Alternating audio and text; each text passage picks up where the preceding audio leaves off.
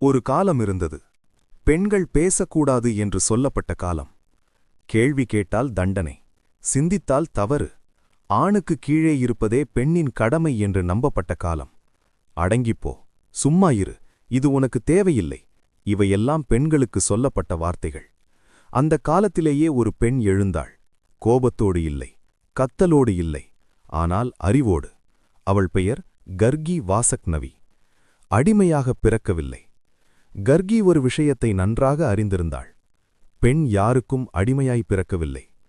பெண்ணின் உடல் மென்மையானதாக இருக்கலாம், ஆனால் அவளின் மனம் வலிமையானது. அவள் யாரிடமும் அதிகாரம் கேட்கவில்லை, அனுமதி கேட்கவில்லை.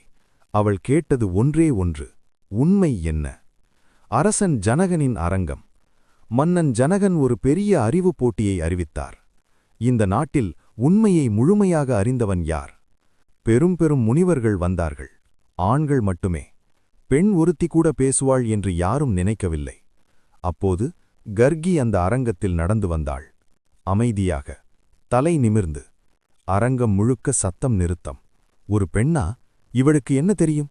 இவள் பேசலாமா என்ற சப்தங்கள். ஆனால் கர்கி சப்தங்களை கேட்கவில்லை, தன்னம்பிக்கையை மட்டும் கேட்டாள். மிகப் பெரிய முனிவருக்கு எதிரே அந்த அரங்கத்தில் எல்லோரையும் வென்று கொண்டிருந்தவர் யாக்ஞவல்கியர், மிகப்பெரிய ஞானி. யாரும் அவரை கேள்வி கேட்க துணியவில்லை. கர்கி எழுந்தாள். அவள் குரல் மென்மையானது, ஆனால் அவள் கேள்விகள் கூர்மையானவை. இந்த உலகம் எதனால் உருவானது?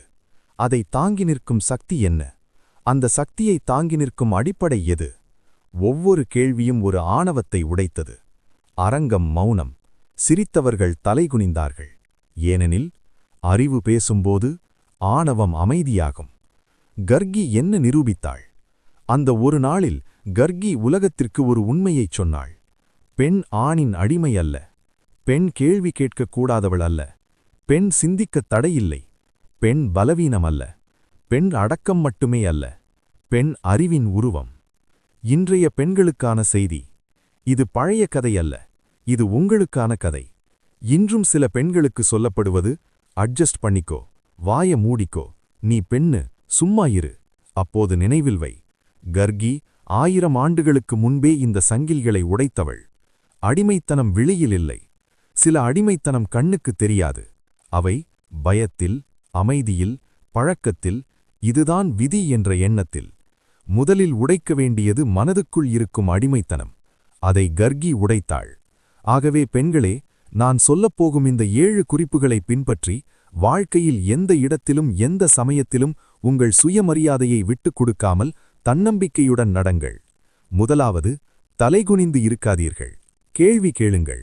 உங்கள் மீது தவறு இல்லா பட்சத்தில் நீங்கள் கேள்வி கேட்பதில் தப்பே இல்லை. இரண்டாவது, சிந்தித்து செயல்படுங்கள்.